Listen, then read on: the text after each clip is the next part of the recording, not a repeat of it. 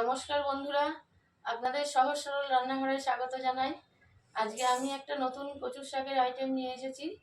যদিও এটা অনেকেই জানে, অনেকে এটাকে দুধ কচু বা চিনে কচু বলেও জানে। রেসিপিটা শুরু করছি, আপনাদের কেমন লাগে দেখুন।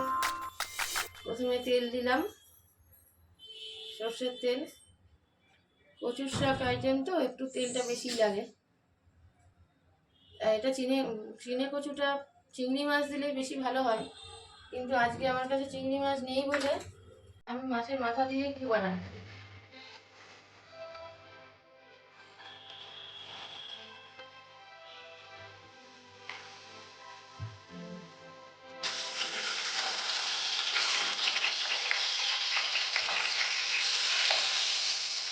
মাছটা ভাজা হয়ে গেল, এবার তুলে নিলাম কড়াতে। এবার মশলাটা দিয়ে দেবো।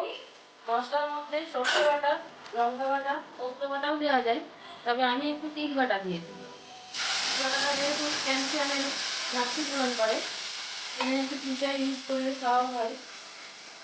এবার দিলাম হলুদ গুঁড়ো অল্প পরিমাণে, আর লবণটা একটু অ্যাডজাস্ট করে দিতে হবে, কারণ মুড়ো ভাজার সময় দেওয়া হয়েছে।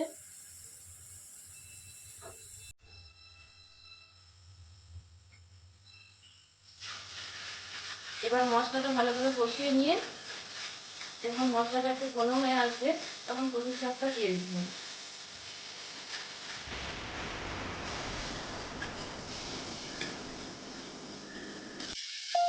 মশলাটা কষানো হয়ে গেল। এবার মশলা থেকে যখন তেল ছাড়বে, তখন ভাপানো কচুর শাকটা এর মধ্যে দিয়ে দিলাম।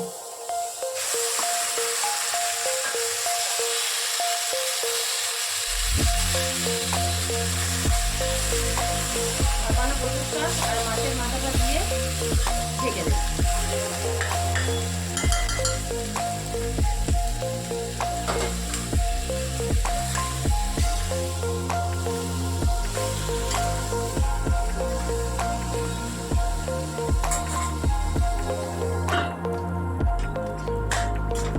ঢাকা খোলার পর এখন মাঝামাঝি পর্যায়ে একটুখানি জল ছেড়েছে, এখনো অনেকটা টাইম লাগবে। এটাকে ঢেকে রাখবো, যতক্ষণ শুকনো শুকনো হবে, তেল ছাড়বে, ততক্ষণ এইভাবে করে যেতে হবে। এতক্ষণ বাদে আবার ফিরে এলাম। কচুর শাকটা যাতে জল কাটার একটা ভাব থাকে, তো সেটা যাতে না থাকে, সেজন্য সামান্য একটু ময়দা মিশিয়েছি। আর এইবারে কচুর শাকটা এইরকম হবে। দেখুন বন্ধুরা, কচুর শাকের লুকটা ঠিক এইরকম এসেছে।